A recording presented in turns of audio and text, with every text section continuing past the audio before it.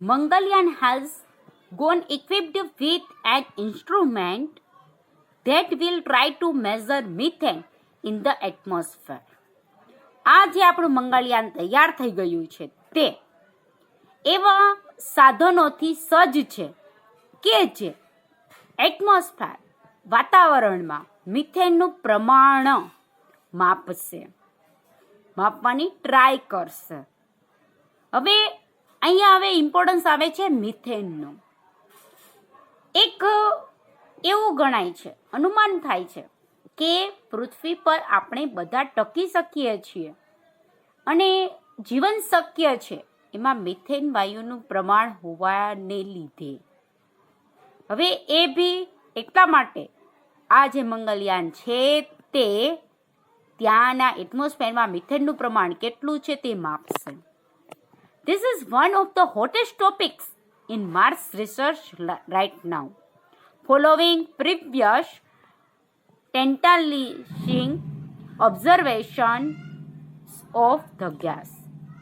અને અત્યારે હાલમાં માર્સ પર જેટલા કંઈ રિસર્ચ થઈ રહ્યા છે, not just India's but others also, કે જે લોકો આમાં ઇન્ટરેસ્ટ ધરાવે છે, માર્સ પર પોતાનું મિશન કમ્પ્લીટ કરી શક્યા છે, એ લોકો પોતાનું આ જે રોકેટને સેન્ડ કરે છે એ રિસર્ચ શું કરે છે એના માટેનો હોટેસ્ટ ટોપિક મેઇન મુદ્દો શું છે તો કે એ જ કે ત્યાં આ વાતાવરણમાં આ ગેસ મિથેન કેટલા પ્રમાણમાં ત્યાં રહેલો છે, કેટલાય વર્ષો ત્યાંથી આ મેટરને જ ધ્યાન દોરાય છે, એના અંગે રિસર્ચ થઈ રહ્યું છે અને આપણું મંગળયાન પણ એ જ કંઈક કરશે. હવે મેં તમને કીધું એમ મિથેનનું મેઝરમેન્ટ શા માટે તો એ આવે છે જુઓ. અર્થ atmosphere contains billions of tons of methane, the vast majority of it coming from microbes such as the organisms found in the digestive tracts of animals. અર્થના એટમોસ્ફેરમાં મિથેન છે અબજો પ્રમાણમાં રહેલું છે, અબજોની સંખ્યામાં છે, એટલે કે ઘણા બધા પ્રમાણમાં મિથેન વાયુ રહેલો છે. અને એ ક્યાંથી આવે છે, ક્યાંથી મેળવી શકાય છે તો કે માઇક્રોવેવ્સ, સૂક્ષ્મ જીવાણુઓમાંથી મેળવાય છે અને જે આપણી ડાયજેસ્ટિવની પ્રક્રિયા સાથે જોડાયેલું છે. The speculation has been that some methane produced bugs or methanesians could perhaps exist on Mars if they lived underground, away from the planet's harsh surface conditions. It is a fascinating prospect. સૌથી વધુ આકર્ષક matter હોય તો આ છે, એમાં એના અંગે એક તુક્કો લગાવાય છે, સ્પેક્યુલેશન ધારણા કરાય છે, અટકણ લગાવાય છે અને અટકણ એવી લગાવાય છે કે આ મિથેન છે તે પ્રોડ્યુસિંગ બગ્સ કેટલાક જીવો સૂક્ષ્મ જીવોને ઉત્પન્ન કરે છે અથવા તો મિથેન જેવા વાયુઓ બનાવે છે કે જે માર્સમાં અંડરગ્રાઉન્ડમાં એટલે માર્સ ઉપગ્રહ પર અને માર્સ ગ્રહ પર ભૂગર્ભમાં કેટલાક જીવો રહેતા હશે કે જેથી કરીને આવા જે માઇક્રોવેવ્સ થ્રુ આપણે પૃથ્વી પર માઇક્રોવેવ્સ થ્રુ જે મિથેન બનાવે છે એવા પણ ત્યાં મિથેન બનાવી શકાતો હશે એ બગ્સ દ્વારા. Away from the planets harsh surface condition, અને જે એની આ હાર્શ સરફેસ છે તેને પરથી દૂર કરી શકાય એવી કન્ડિશનમાં પણ હોઈ શકે કે જે આપણને ત્યાં રહેવા માટે કોઈ પણ જાતની આપણને કોમ્પ્લેક્સિટી ન થાય અને આપણને કઈ રીતનું આપણે ત્યાંનું જીવન છે પોસિબલ બને એ અંગેની વાત છે અહીંયા. સો ever though Mangalyaan has a small payload, it will actually address some of the biggest questions at the red planet. Red planet માટેનો આ સૌથી મોટો પ્રશ્ન, એને સંબોધીને સૌથી મોટો પ્રશ્ન આ જ છે પહેલો તો કે આ જે પેલોડનું સાઇઝ છે તે સ્મોલ કઈ રીતે કરી શકાય. જોકે એ જ છે બરાબર. આપણું મિશન છે એ શું કરશે તો કે ત્યાં મિથેનનું મેઝરમેન્ટ કરશે. પણ એ પ્રશ્ન તો છે જ, એ બધા રિસર્ચ માટેનો હોટેસ્ટ ટોપિક છે. પણ બીજા કન્ટ્રીઓ માટે થ્રિલિંગ મેટર કઈ છે? તો આપણે જે આ આપણો પેલોડ છે એ સ્મોલ કરી શક્યા છીએ, એ કઈ રીતે પોસિબલ બન્યો છે રેડ પ્લેનેટ માટેનો, એ જ મેઇન ક્વેશ્ચન રહ્યો છે. એટલા માટે જ આપણા ઓથર છે એ એમ કહે છે કે India's Mars mission is so cheap and thrilling. Cheap શા માટે છે એ આપણે જોયું, હવે થ્રિલિંગ તરફ જઈએ છીએ. થ્રિલિંગ શા માટે છે તો કે આ પેલોડ કઈ રીતે એને નાનું બનાવી શકાય એવું છે.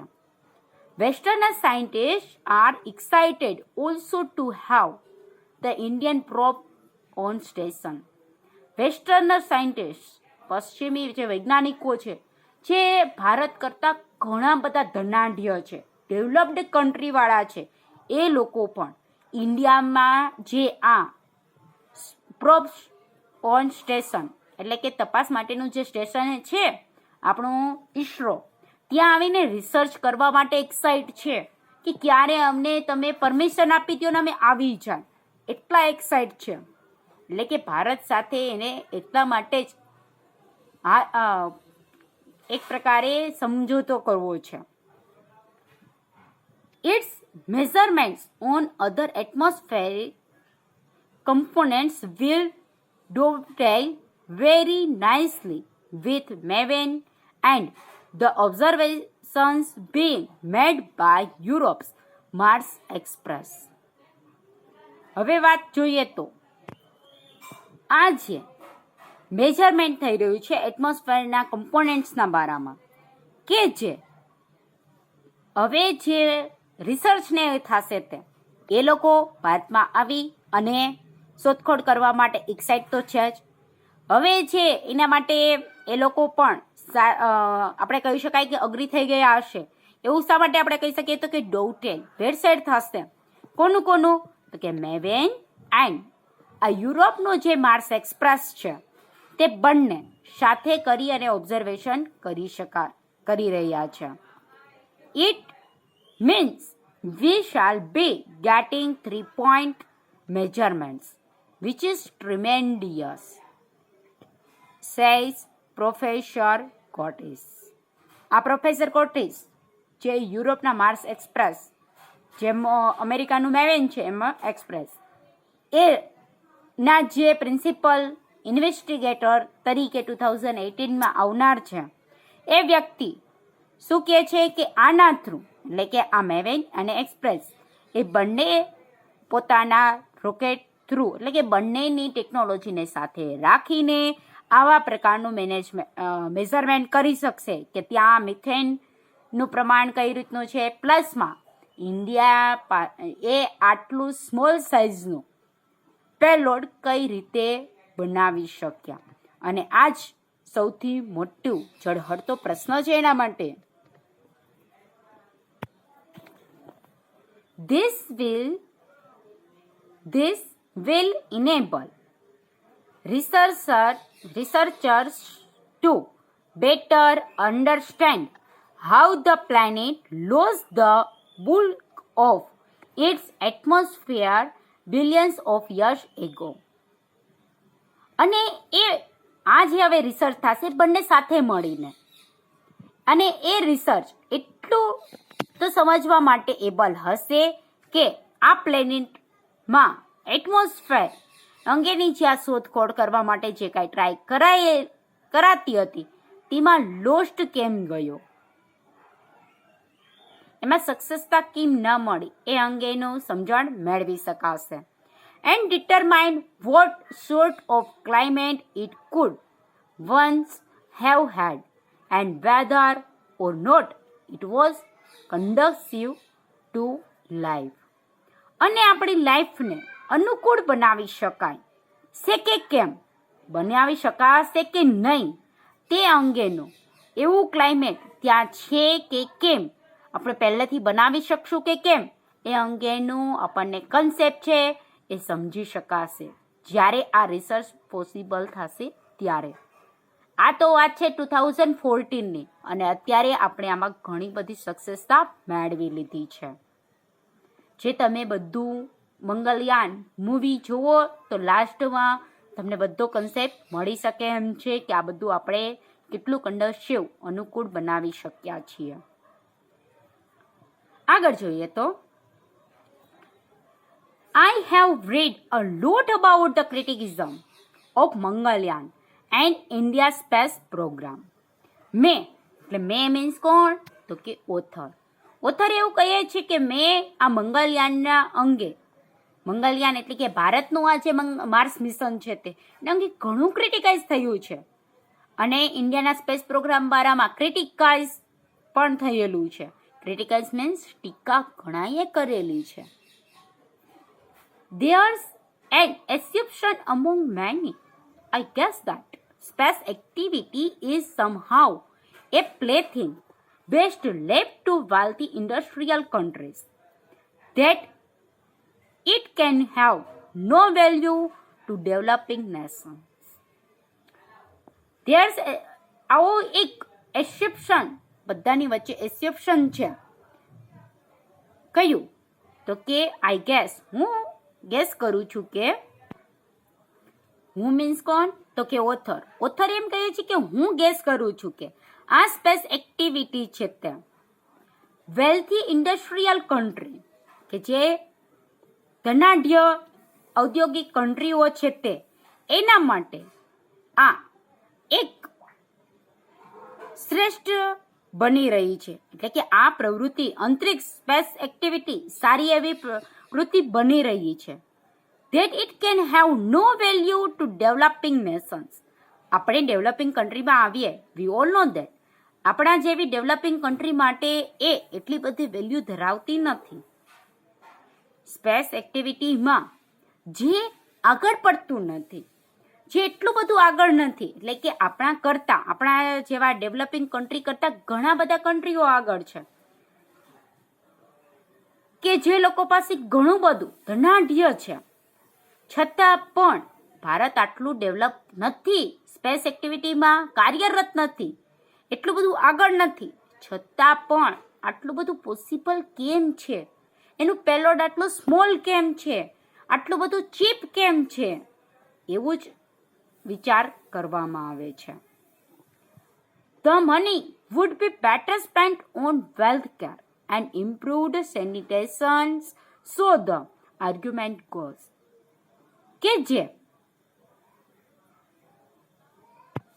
કે જે પોતાના મની છે તે હેલ્થ કેર અને સેનિટેશન, સ્વચ્છતાને સુધારવા માટે પોતાના મનીને સ્પેન્ડ કરે છે, ખર્ચે છે, એ જ એક આર્ગ્યુમેન્ટ આગળ વધે છે.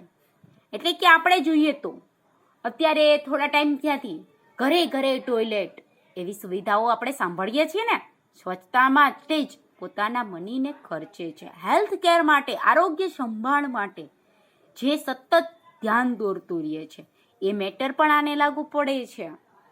એ પણ આપણે કન્સેપ્ટ હોવો જોઈએ. એ મિથેનને લક્ષીને મેટર છે, એટલા માટે અહીંયા વાત કરેલી છે. But what this position often overlooks it is that investment in science and technology builds capability and capacity and develops the suite of people who benefit the economy and society more widely. તરત વિચાર આવે કે અહીંયા એને કેમ મેટરને વાત કરી? તો વાત એ છે કે આપણે ગોબર ગેસ ઘણા બધા યુઝ કરીએ છીએ, બરાબર? આપણે ઘણા બધા ફાર્મર્સ છે તે ગોબર ગેસનો યુઝ કરે છે, અને ગોબર ગેસ કેમાંથી બને છે? You all know that.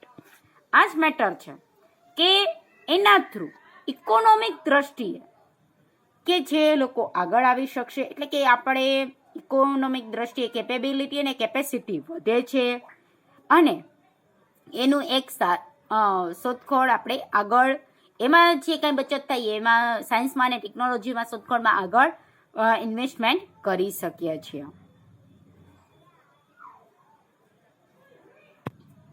અને આ જે ઇન્વેસ્ટમેન્ટ આપણે સાયન્સ અને ટેકનોલોજી માટે કેપેબિલિટી અને કેપેસિટીની પોઝિશનમાં પહોંચી શક્યા છીએ, એટલે કે કરી શક્યા છીએ, કે જેના થ્રુ આપણે ઇકોનોમિક અને સોસાયટી બંનેની દ્રષ્ટિએ વધુ વ્યાપકપણે બેનિફિટ મેળવી શકીશું, ફાયદો મેળવી શકીશું. એટલે મેં તમને આ જે મેટર કીધી તે બરાબર ક્લિયર થાય છે? જો હજી કહું છું કે આ જો ક્લિયર ના થાય તો ફરીને ફરી સાંભળતા રહેજો, તો જ મેટર ખબર પડશે. Space activity is also a wealth generator. આ અવકાશીય પ્રવૃત્તિ છે તે વેલ્થ જનરેટર છે, એટલે કે સંપત્તિ જનરેટર પણ છે. Some of the stuff we do up there pays for stuff down here. તો આ સામગ્રીમાંથી કેટલીક સામગ્રી અહીં રહી ચૂકેલ પણ છે, અહીં પે પણ થઈ ચૂકી છે, એટલે કે ઘણા બધા એમાં ઇન્ટરેસ્ટ લેતા થઈ ચૂક્યા છે, કેપેબિલિટી ને કેપેસિટી કરી શક્યા છે. The industrialized nations know it. That's one of the reasons they invest so heavily in space activity. ઇન્ડસ્ટ્રીયલાઇઝ્ડ ઔદ્યોગિક નેશન છે, દેશો છે, ત્યાં ઔદ્યોગિક દેશો છે આ જાણે છે કે જો આપણે આ પોસિબલ બની શકશે તો આપણે પણ સ્પેસ એક્ટિવિટી માં આગળ આવી શકશું, એટલે કે આપણે પણ ઇકોનોમિક અને સોસાયટી માટેનો ઘણો બધો બેનિફિટ મેળવી શકશું. જો આ સક્સેસ થશે, એટલે કે હેલ્થ કેર અને ઇમ્પ્રુવડ બાય સેનિટાઇઝેશન છે એ થઈ શકશે, તો આપણે ઇકોનોમિક અને સોસાયટીમાં મોટા એવા પ્રમાણનું બેનિફિટ મેળવી શકશું.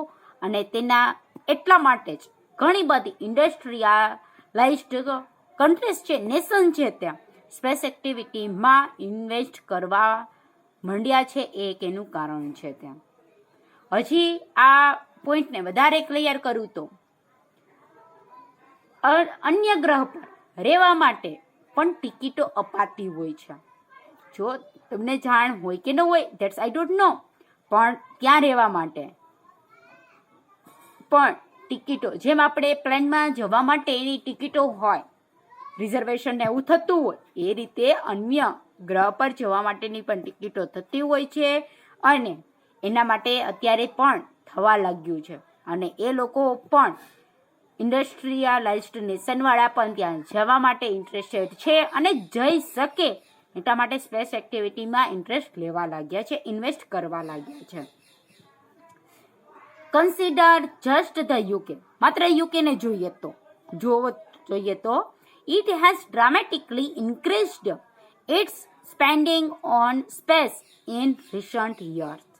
હાલના યરે જ એટલે કે 2014માં યુકે વડાવે અહીં આવે છે ઇન્ડસ્ટ્રીયલ નેશનમાં, યુ ઓલ નો ધેટ, એ લોકોએ આ સ્પેસ માટે ખર્ચ કરવાનું વધારી દીધું છે.